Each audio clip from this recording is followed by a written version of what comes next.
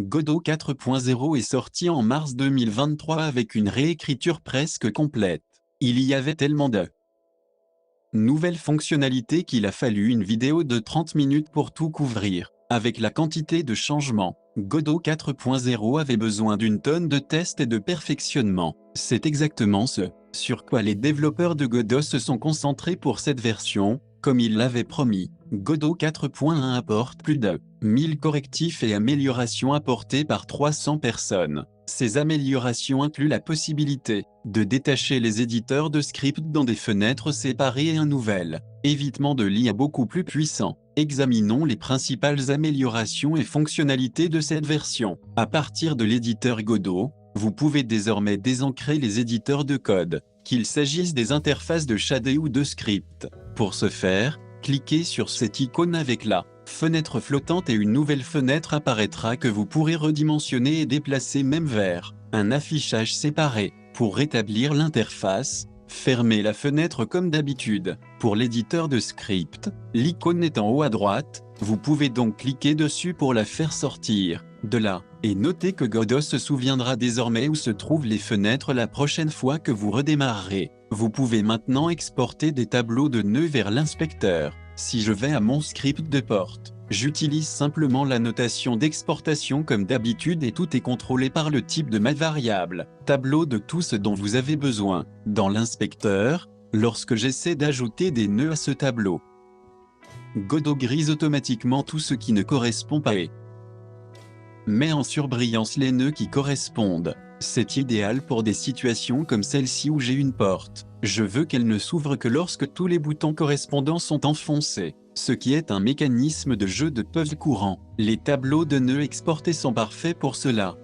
Un problème courant avec la direction du modèle et la fonction de visualisation dans Godot est que les modèles finissent par regarder en arrière. En effet, Godot utilise la direction de la caméra comme référence pour déterminer ce qui est vers l'avant.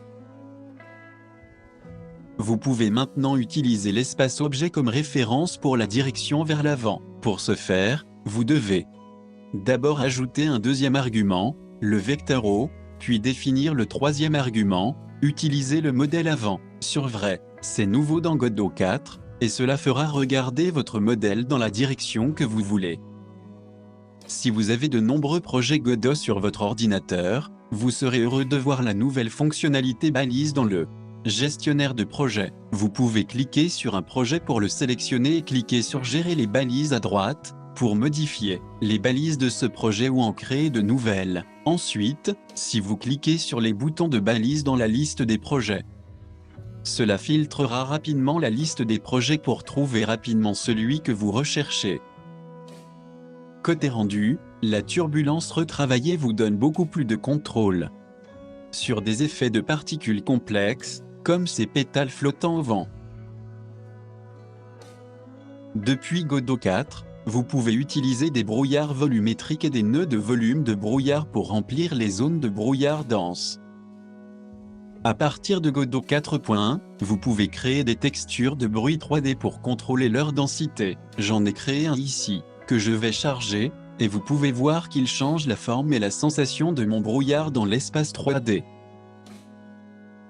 En C, l'accent a été mis sur la réduction de l'écart avec l'ensemble de fonctionnalités de GDScript. Vous ne pouviez donc pas créer une classe personnalisée et l'enregistrer dans la boîte de dialogue d'ajout de nœuds jusqu'à Godot 4.1. Ceci est désormais possible en ajoutant l'attribut global class. Une fois que vous avez fait cela, le type de nœud apparaîtra dans la boîte de dialogue. Ajouter un nouveau nœud. Une fonctionnalité très puissante de Godot est l'accès instantané hors ligne à la référence complète de la classe directement dans l'éditeur. Cela vous donne un accès rapide à toute la documentation technique dont vous avez besoin pour coder.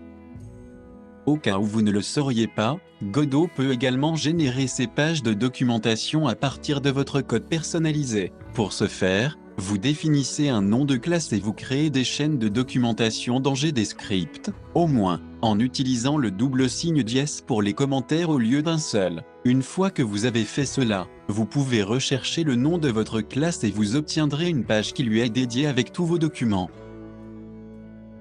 C'est donc idéal pour les plus jeunes et ainsi de suite. Godot 4.1 vous donne maintenant la possibilité d'utiliser des chaînes de documentation en ligne au lieu de toujours les placer au-dessus d'une variable ou d'une autre définition. Et améliore également la documentation générée dans les cas complexes. Avant, il captait parfois pas les types avec lesquels vous travailliez, mais maintenant il le fait avec précision même pour les classes internes. Très souvent dans Godot, lorsque vous avez besoin de données partagées entre instances d'une classe, comme c'est bal ici, vous devez utiliser un chargement automatique ou une ressource, mais cela peut être un peu gênant. Disons que j'ai besoin de garder une trace du nombre de balles dans mon jeu. Eh bien, maintenant dans GDScript, je peux créer une variable statique qui sera partagée entre chaque instance du script. Cela me permet de partager des données que je ne veux pas exposer via une ressource ou un singleton. La technologie GDExtension de Godot vous permet d'utiliser C ou C pour les scripts sans recompiler le moteur. Dans Godot 4.1, GDExtension dispose d'un nouveau système de rétrocompatibilité pour garantir que le code, écrit pour Godot 4.1 continue de fonctionner dans les versions Futures. De plus, en plus de créer de nouveaux nœuds et scripts d'outils, vous pouvez désormais coder des plugins d'éditeurs en C et définir de nouveaux nœuds visuels pour l'éditeur shadé. Cela rapproche encore plus et de GDScript et C en termes de capacité de script. Notez que GDExtension est toujours considéré en version bêta dans cette version car il doit être largement testé. Passons maintenant aux performances. Il y a beaucoup de travail autour des nœuds de Godot. Les nœuds sont l'objet de jeu de base, le bloc de construction de base de vos jeux Godot. Vous en aurez beaucoup et effectuerez de nombreuses opérations dessus. Ces opérations incluent l'ajout d'un nœud, l'obtention d'un nœud par chemin et leur suppression. Godot 4.1 modifie la structure des données et l'algorithme utilisé pour manipuler les nœuds, rendant ces opérations beaucoup plus rapides. Godot 4.1 introduit le multithreading expérimental pour les scènes et les nœuds. Vous pouvez maintenant développer la catégorie de groupe de threads de processus dans l'inspecteur et modifier la façon dont un nœud sera traité. Sélectionnez le sous-thread pour faire du nœud et de tous ses enfants par défaut un thread distinct du thread principal. Cette fonctionnalité nécessite des tests et profondis. C'est pourquoi il est marqué comme expérimental. Godot 4 a introduit la possibilité d'effectuer un chargement multitréa, ce qui accélère le chargement initial de vos projets. Godot 4.1 corrige l'API pour cela, vous permettant de faire des requêtes de chargement multitréa de manière beaucoup plus fiable. Pour ce faire, vous appelez ressource loader loadTreaDrequest. Ensuite, vous appelez ressource loader loadTreaDedge pour geler la fonction et attendez le retour de la charge filotée. Notez que vous avez également un argument.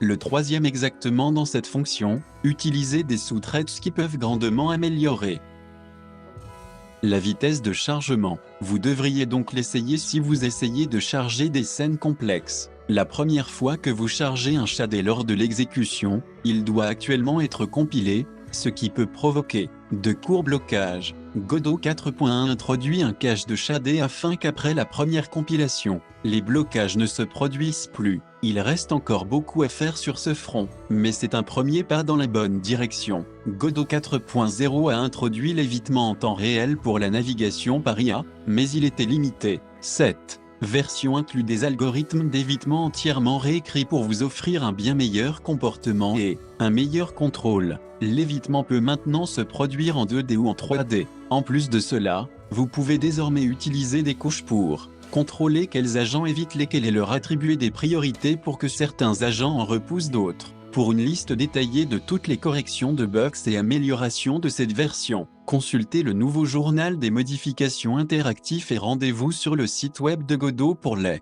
notes de publication officielles. Nous travaillons d'arrache-pied sur les nouvelles technologies d'apprentissage et les tutoriels Godot 4. Rejoignez notre communauté Discord. Tous les liens sont dans la description.